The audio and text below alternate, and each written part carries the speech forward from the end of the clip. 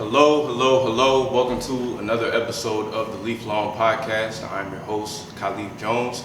We have a very special guest today. It is an extreme pleasure of mine to be interviewing this person today. We're going to get into who he is in just a bit. Dr. Michael Magruder. I appreciate you for it's that time. I appreciate you for taking the time to have this conversation with me today, and we're just going to take the time to learn a little bit more about you outside of what people see. Obviously, you're an amazing band director. You've directed for a plethora of programs. Very influential human being. But let's dig into what makes you so interesting, and I just want to pick your brain really. Where are you from, and what was your upbringing like? Yeah, let me first thank you for taking time to interview me. I'm not that interesting. I'm just trying to get my job done and make sure we represent WSSU to the best we can do it. But I am from Jackson, Mississippi. Born and raised there in the public schools of Jackson, Mississippi. Interesting upbringing. We integrated schools in around my eighth, ninth grade year. That means my sister, my brother, and I would bust across town.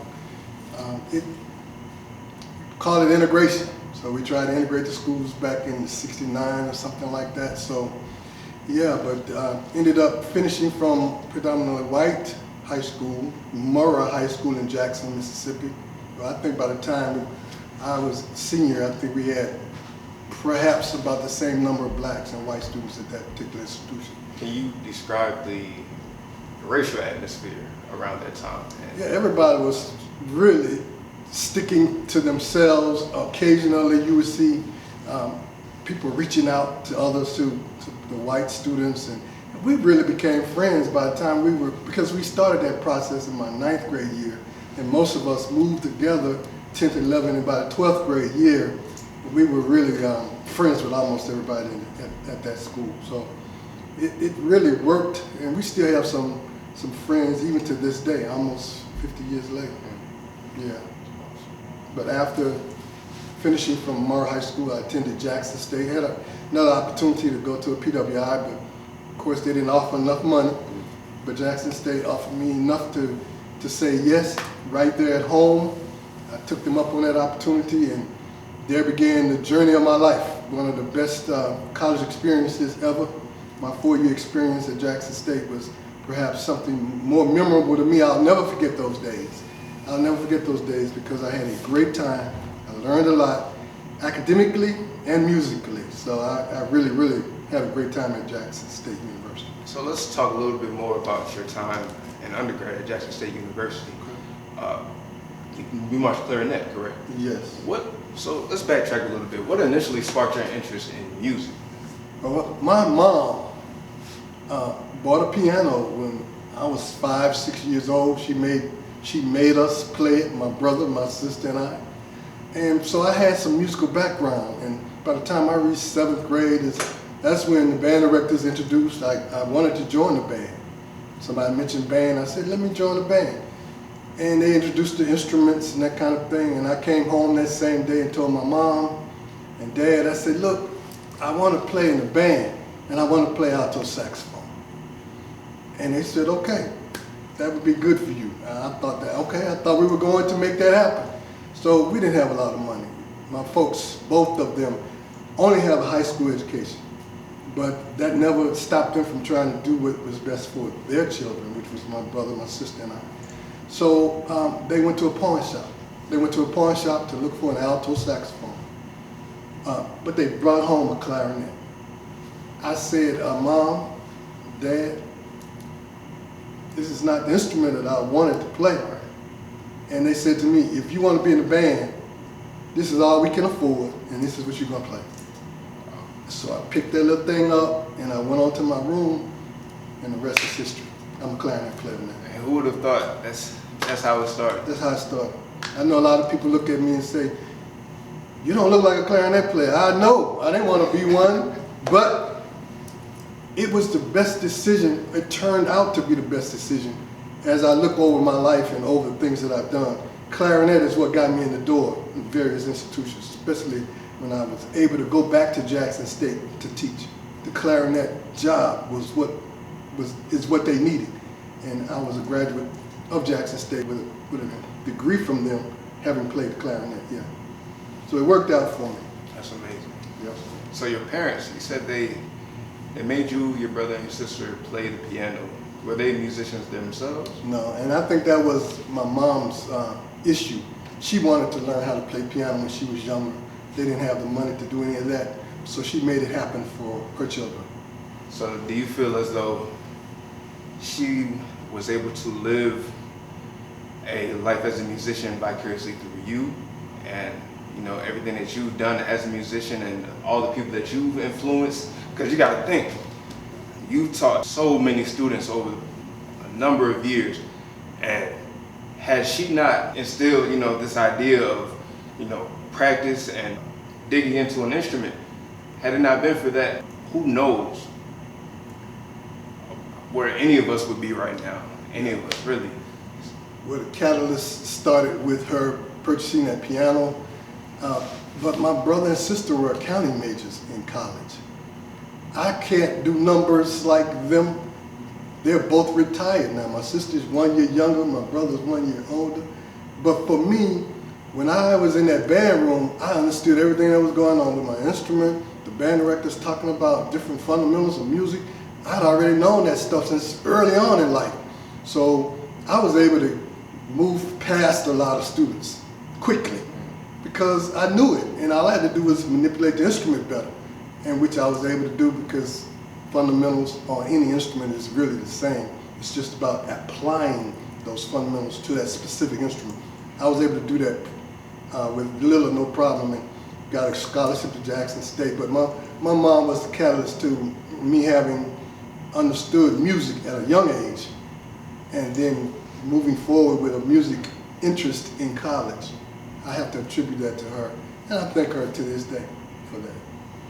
What organizations, of course we have a major one, I'm sure you'll get to that. What organizations did you partake in during your time at Jackson State? We had a band council, of course. By the time I was a sophomore, junior, I was a member of that. Of course, I was a member of Omega Psi Phi fraternity. I pledged at Upsilon chapter, Jackson State University, in the fall of 1974. Truly one of the most memorable experiences I've had at Jackson State, because what I went through, it really was mind-blowing, mind-changing. It developed me as a man. It really helped me grow as a person, because what I learned most from that experience is that don't let anything stop you. Whatever it is you want to do in life, do it. Just go for it. Stay the course.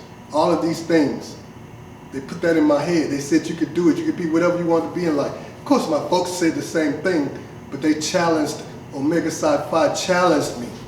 And because of those challenges, I'm still here today trying to help the students and challenge them and make them to be better than they are and move them toward a better life. That's what I do. Can I ask what initially, well actually first, a band council, what type of conversations or what things went on in this band council, and how did it help the band program? Well, first and foremost, that council was designed to enhance the student experience. In other words, as leaders of the band, we wanted to make sure freshmen, sophomores understood the purpose of the band program, why we must work so hard, the image of our program, the Sonic Boom of the South, what it's about. We wanted everybody in the program to function as a literate, responsive student in terms of what to expect from this band program. The same thing we have here. Every student in this band should already know and understand what the expectations are here. But that's basically what it was. So we wanted to help them through the experience. You know, sometimes it becomes a challenge to practice as long as we practice. And the people that were in that council, you would be able to speak to those students and encourage them and continue to tell them that you can do it. And continue to tell them that it's worth it. Right now it's pretty difficult. I know you have to study at different times because you're at band practice all night long, but you'll find time for that. We've been talking about academics long before me. I talk about it all the time here, but they were talking about academics long before me at Jackson State. So that's why it's firmly implanted in my mind. Academics is important. It worked out for me. As an undergraduate student at Jackson State, you're in the SWAT. You're seeing high-level bands. Yes. You're not seeing 30-piece, 40-piece bands. We're talking like hundreds. Yeah. What game did you look forward to the most? And were there any performances? What performances stand out to you when you just think back to your time as an undergraduate student? Like when you just had the most fun being in that program? Like where the sonic boom? Like what moments or what performances stand out? So in the SWAT, every performance is meaningful. You take nobody for granted. But I think the most meaningful experiences I've had at Jackson State wasn't just the football games and symphonic band experiences where we in choir. It was when we were supposed to play University of Las Vegas in Nevada. So that was my first opportunity to fly. I was able to make that trip, and I've never flown on a plane before. Yeah, my folks, like I said, we didn't grow up poor, but we didn't have a lot of money. I'll say it like that. So my first opportunity to fly, man, was at Jackson State University. Then I got that same opportunity in 1976 for the inauguration of Jimmy Carter, because the state of Mississippi wanted 25 representatives from all of the state institutions, colleges, and I was selected to be among that number. So my two experiences that are more meaningful than any football game was that I had an opportunity to fly on an airplane, man. First time, scared to death, of course, but that was my first two opportunities to fly. So I really appreciate Jackson State for giving me those experiences, meeting new people, still having relationships still today from that experience, from those experiences. Yeah. And marching band, and that's what I love about band, because you get to go to places that you never thought you would. Delaware, we went to Delaware this past year, and that was such a great experience. We've been numerous places, with band, and you have people who they come from small towns. They come from, their cities where they don't get out much. All they know is where they're from. So to join a program that allows you to, explore different areas of the U.S. and in some cases different areas of the world, it's a blessing, and it really goes to show why marching band and the culture is still going strong like it is. So talk to me about the transition from Jackson State to LSU. Yeah. Why LSU? Yeah. What sparked your interest in LSU?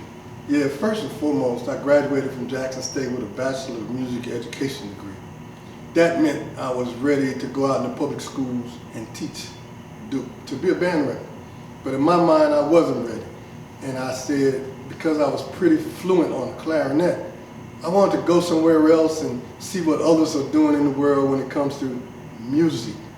So I could have stayed at Jackson State and perhaps received a master's degree in 1 year. But I didn't want to stay at Jackson State. I did my 4 years there. I had a great time, great experience, but I needed to know what everybody else was doing out here in the world. And LSU may have been about 180 miles from me, from my home, and I don't know why I chose LSU. It was LSU at the time. It was Memphis State, now University of Memphis. I looked at those two schools for graduate school, and I heard from LSU. So since I heard from them, and during the 70s, now let's bear in mind, this was 1977 when I graduated from Jackson State and into LSU. Still, there was some racial tension still going on during that time, because when I got to LSU, the Grand Wizard of the Ku Klux Klan was still hanging around that campus. And I won't call his name, I won't dignify him by calling his name. But, still at LSU, I'd say this to all students, all my students here. Matter of fact, I said this yesterday to a class, that LSU made one mistake. They admitted me to that institution. The mistake is, because you admitted me, I know they didn't want me there. I understand why I was there. But because they admitted me, I had one job to do, was to get that degree. And I was doing everything in my power to make sure I got that degree.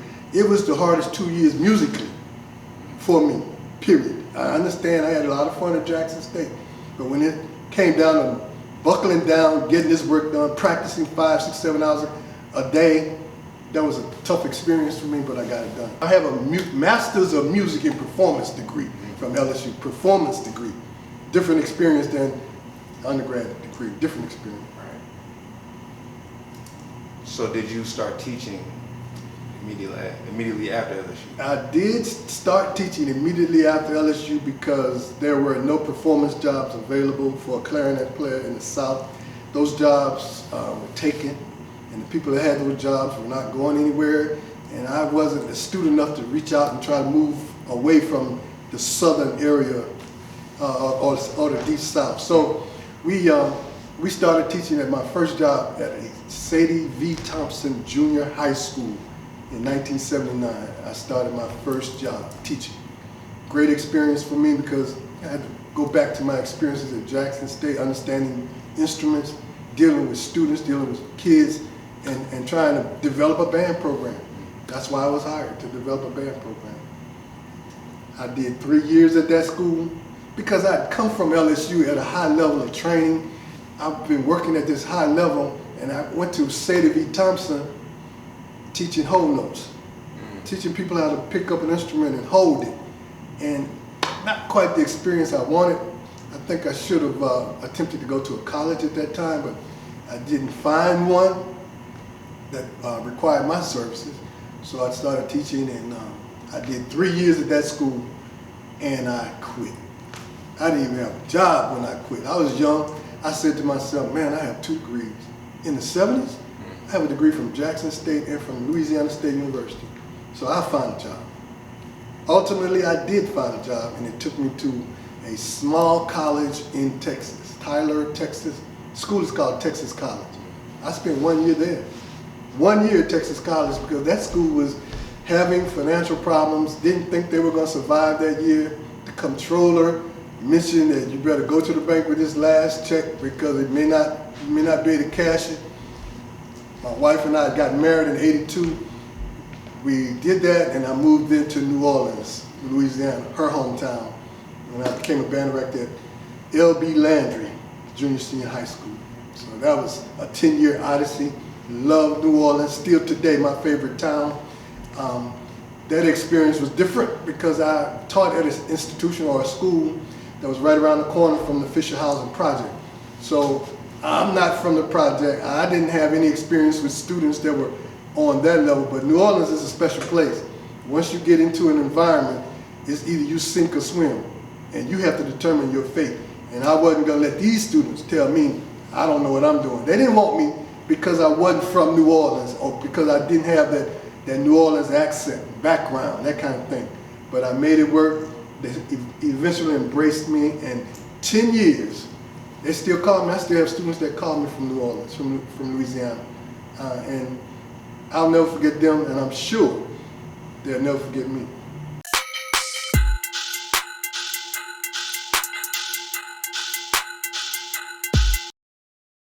You stated that you went to New Orleans with your wife. When did you meet your wife? I met my wife at LSU, as a matter of fact.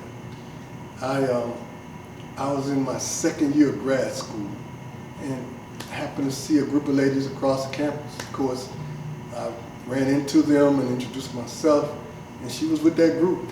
She had no interest in me. At the time, I was just trying to find some black faces that I could speak to.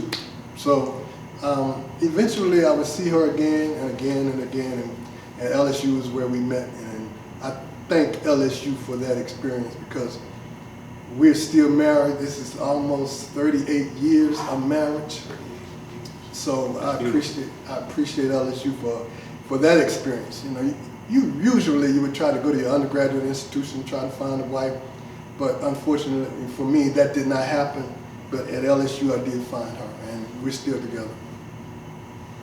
So we are at, and it's now, I think it's now Landry Walker now, right? That's what's. It was Landry Walker because the Walker name had some racist connotations behind it. They changed it back to L.B. Landry. L.B. Landry, Lord Beaconsfield Landry was a physician in the area, in that area where Landry is. So they went back to the L.B. Landry name. Yeah, Algiers, Louisiana. He was a noted physician, so they went back to his name. It's still now L.B. Landry. So they're actually changing. This is the last year that Vance is going to be called Vance. Because the same reason. Exactly, same thing. You went to Vance? No, I went to Philip Berry. Okay, right. Can't stand him. Can't stand him. Okay. Now, you also attended the University of Mississippi. Yeah. So post L.B. Landry, after L.B. Landry, after that experience, I got an opportunity to go back to my alma mater, Jackson State, to be a band director. Initially, I did not want to go. It was in 1993, because in 1984, I applied for the same position. Jackson State didn't give it to me, they gave it to a more seasoned guy. And one of my students that I sent from Landry to Jackson State called me one night and said, "Mr. Magruder, guess what? One of the band directors got to fight." This was at Jackson State. I said, "Well, I know this is 1993. The head director was my 10th grade band director. And yeah, Dr. Louis Liddell." I said, "I know his demeanor. I know how abrasive he is." I said, "Well, who did Dr. Liddell get to fight with?" She said, "It wasn't with Dr. Liddell. It was two other guys. And one of them was the clarinet teacher." They ended up letting him go and asking me to come on board at Jackson State, be a band director and clarinet teacher. And that's what happened. So I started there in 1993. And during that time I was at Jackson State, I realized that I needed to get a doctorate degree. But I said to myself, to be a band director, I didn't need a doctorate degree to do what I was doing. I knew what I was doing. I understood music, and I understood band well enough to do it without a doctorate. But my mentor, Dr. Liddell, mentioned that if you want to stay on the college level, the trends is that you need to get that doctorate degree. So I'm a listener, and when people give me good advice, I listen to that advice. And because of his advice, I started going back to school in 1998 to University of Mississippi. They call it Ole Miss. And that school is about 2.5 hours from Jackson. So it was a commute for me. So I commuted to and from Ole Miss for 3 years, 7 months, 2 days, and 8 hours, until I finally heard somebody call me Dr. Magruder. So it was a great experience. It was intense, because going up and down the highway, you have a chance to reflect. And that's why when I tell students that I don't get why they're late for class, why they don't come to class, they're coming from across the street from one of the housing facilities. I had to commute 2.5 hours one way and back the other way, and was never late for class. Never missed a class, because I was on a mission. I'm telling you guys, be on a mission. This degree is more meaningful than you think. But to get what you want and to make it happen for you post Winston-Salem State University, you need to do well academically. You never had a problem with grades, and I appreciate that, man. You always were astute enough to go to class and get your work done. That's what we want for all these students here at Winston-Salem State. And that's what I tell everybody. Go to class, but do it the right way. Don't have people looking for you, asking where is so-and-so. Go get your degrees and do it the right way. I did. And that's why I'm so hard on folks that, where were you? Why weren't you here? Why are you missing classes? I can't do that, man. I didn't do it. I don't want students to do it. Yeah. So, what was it like, the mentorship, being under your 10th grade director, having him teach you, and then you're coming back to teach alongside him? What was that like? What was that? What was that mentorship like? So let's first understand, as we were integrating schools, my 10th grade year was just one school, all 10th graders. He was the band director.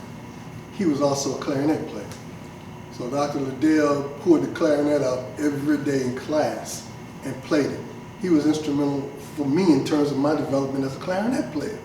So when I got to Jackson State, 12th grade, post 12th grade, he was still a high school band director. But now by the time all of that was said and done, and I matriculated through Jackson State, LSU, he became the director at Jackson State. 1992, and I would come on board in 1993. So it was still a good experience because he was a brilliant man, very intelligent man. Beyond music, he could talk to you about anything. So I would learn from him. I would listen to him. He was. A lot of people would think that he was too abrasive, and he would handle people roughly. But that's just his demeanor. But once you get to know him, you realize he was a good man. And that's still today, I try to reach out to him another day, as a matter of fact. Try to stay in touch with him. So, from what year did you get your degree at University of Mississippi? 2001. 2001. And then in 2001, from University of Mississippi, that's when we transitioned to Winston-Salem State University. Am I jumping the gun? Yeah, actually, I did another 2 years with the Sonic Boom of the South, 2 or 3 years. So here's what happened after that. Got my doctorate degree. You become more marketable. I'm a Jackson State band director. People hear about Jackson State band directors. So in 2003, Fayetteville State University had an opening. They were looking for a band director. Of course, they called Jackson State. I applied for the job. I came to Fayetteville, first time in North Carolina. I spoke to the chancellor, president, whoever it was at the time, the dean, the chair. I spoke to all those guys. They offered me the job on the spot. And I said, I need to first take this back to Jackson State, see what they're saying. Jackson State said, nope, we don't want you to leave. I want you to stay here, and we're going to keep you at, and meet whatever that document said, whatever that contract said, we're going to take care of you. And that's what they did. So I said, why go to a little small school? Well, I'm at one of the most famous colleges and universities, historically black, and not, so long story short, I decided to stay at Jackson. 2004, the opportunity came around again. One of my coworkers mentioned that there was a school in North Carolina looking for a band director. 2004, a year later. He said, what school is it? I asked him which school. He said, Winston-Salem State University. I said, who? Because I did not know of a Winston-Salem. I'm in the SWAC. Yeah, you say Grambling, Southern, Alcorn, Prairie View, Pine Bluff, schools like that. I know all those schools, even some of the MEAC schools I knew. But I'd never heard of Winston-Salem State University. I said, man, I don't know anything about them. But he mentioned this, he said the chair of the department is a Jackson State graduate. I said, okay, well that helps. So I applied for the job, and I applied late. And I got a call saying, because you applied so late, we won't be able to consider your application at this time. I said, okay, thank you, I appreciate it. We moved on. 2 weeks later, they called me back. Winston-Salem State called me back. They weren't happy with the pool of candidates from what I was told. So I reapplied. They sent for me to come down to Winston-Salem for an interview. I came here for an interview. And I tell this story, man. I first arrived on this campus. It blew me away because it was so beautiful. It was well kept. People were really nice. And when I go back home, I tell my wife that I couldn't believe the atmosphere there is real. They seem to be real. So during the interview process, I interviewed with students, faculty, the dean, the chair, and of course, man, because I'm a dynamic guy, man. I know what I'm doing.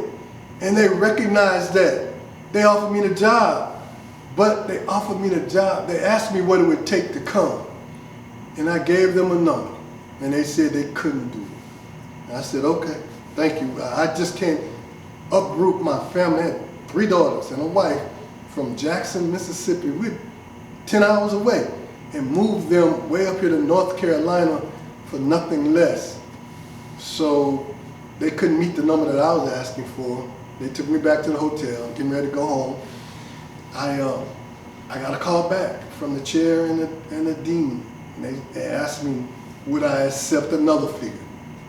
And I said, well, I'll tell you what I'll do. I'll go home and discuss it with my wife, and then I can get back with you. But bear in mind that that number was significantly more than I was making at Jackson State. And it would not have been reasonable for me to stay there based on those numbers. So I eventually said, I want to accept this position at Winston-Salem State University, and now I'm in my 17th year here at Winston-Salem State University. Now think about that. So upon getting your bachelor's degree, you're out and you're like, I'm not ready. Right. I don't know, I know enough about music, but not enough to teach, and you went back to get at LSU to get your master's. Mm-hmm. Fast forward, you know your worth, and you're able to tell deans and these high level people, like, these are my numbers. Right. How did that feel for you? What is that like? That's a really good feeling. I was in a really good place at that time. But more than that, since that time, Jackson State contacted me several years ago, asking me to come back home and be the band director. I gave them the number, and they couldn't meet it. They couldn't do anything with it. So I'm staying here at Winston-Salem State. It's not, and I know some schools are able, I think it's the value that they place on what you do and the worth of your contributions to the program.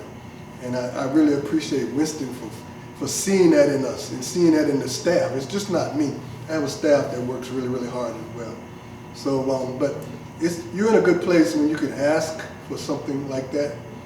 But I think now at this point, I'm done asking. I want to stay here at Winston until it's time for me to retire. I want to just let it go, because moving around takes a toll on you, man. I did a lot of moving. I'm ready to sit down and just stay in place now, so I'm good.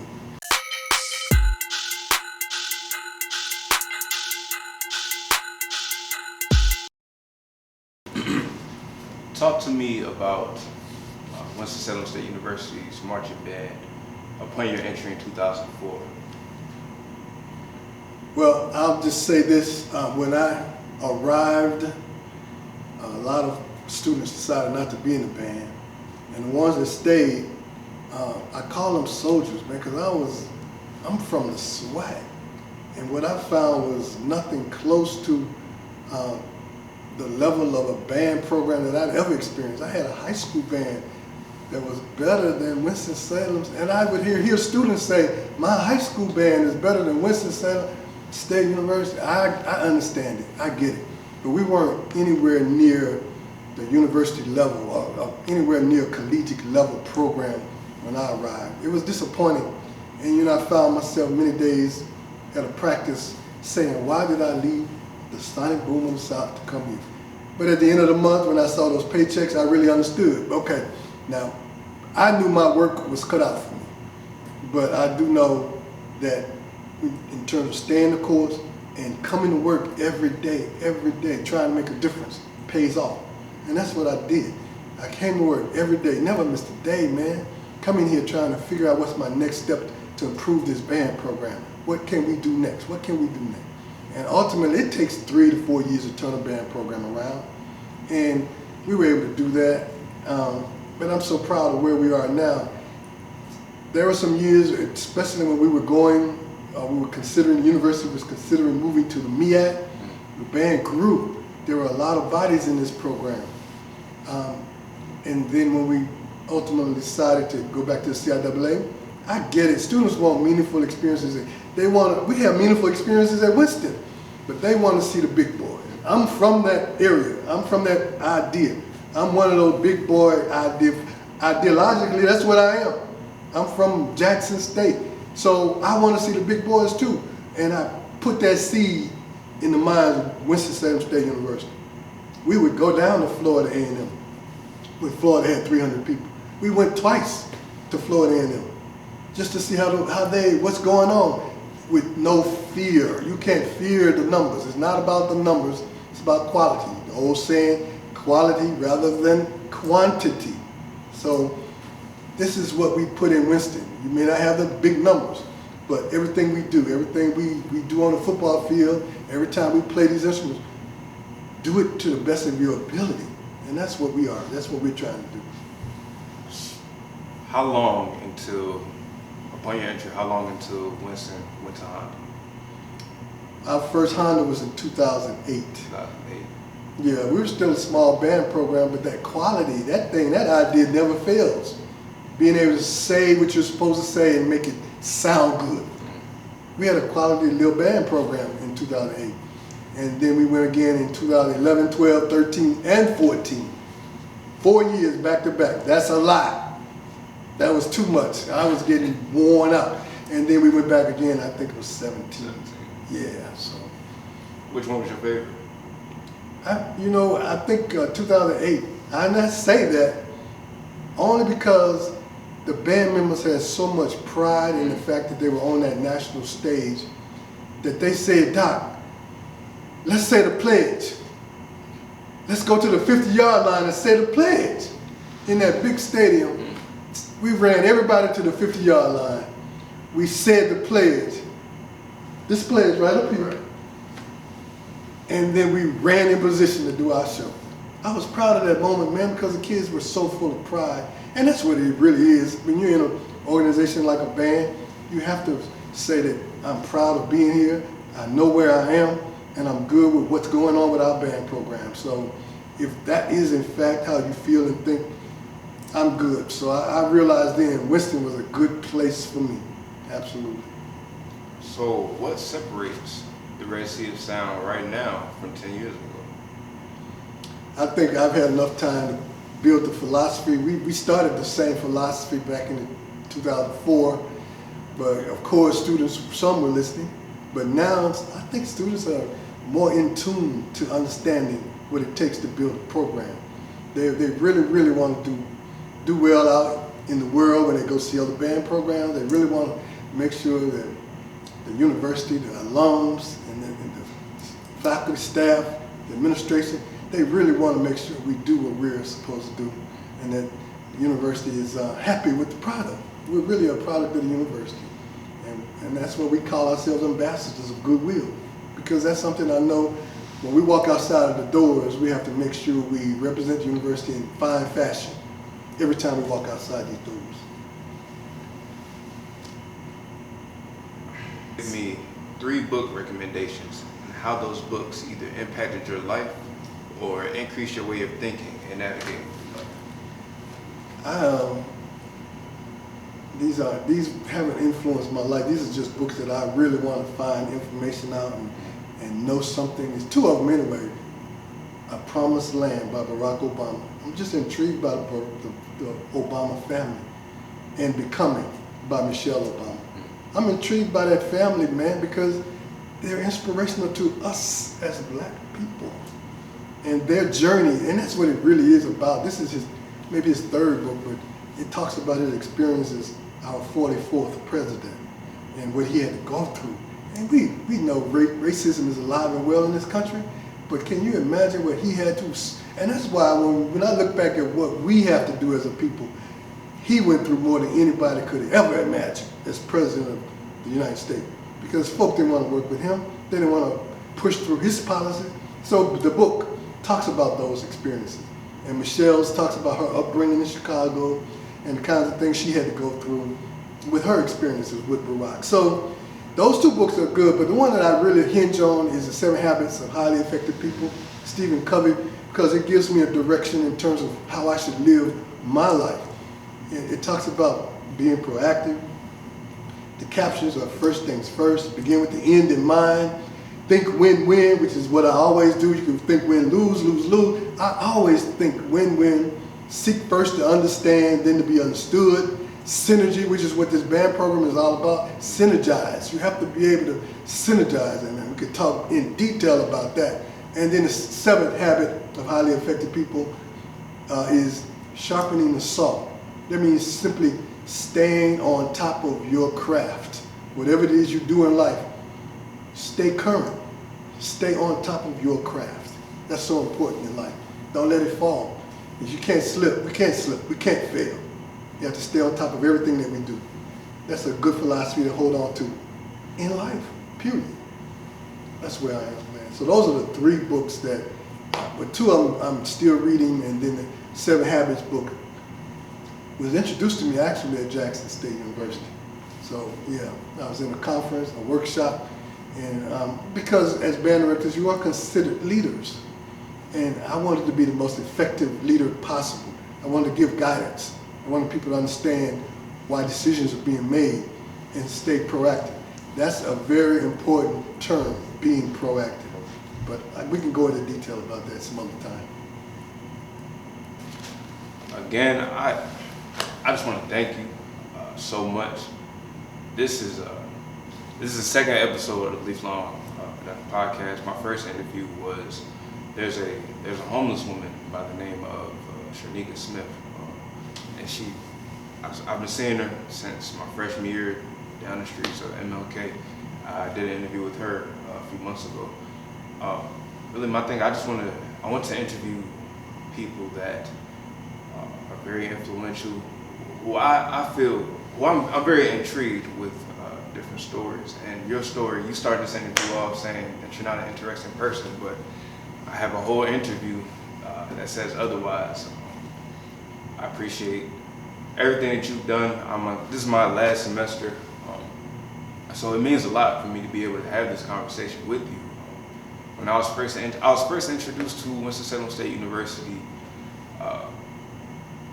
via CIAA. The band came to Philip Berry my sophomore year, which was the 2014-2015. So I believe that band was fresh off of Honda. And oh man, I heard that band, and I was sold on Winston. I came to Band Splash that same year. Band Splash, yeah, it was a wrap. It was a wrap after that. I said if I wrestled in high school as well. So I said if I wrestle, I had different plans out of Pembroke. I got accepted into Pembroke for wrestling. I'll try different schools. But I said if I march, I'm gonna go to Winston-Salem State University. And my senior year, Band Splash, we had on-site admissions. And I came, I got accepted. The rest is history. The rest is history. And I'm very, very happy that I made this decision to come to this school and be under your direction, under Dr. Armstrong, Dr. Doctor. It's been a wonderful 4 years, and I appreciate the knowledge and the memories. I'll hold them dear for the rest of my life, really. And like I said, I appreciate you. Let me say really quickly, I appreciate you because as a student musician, you did the program right.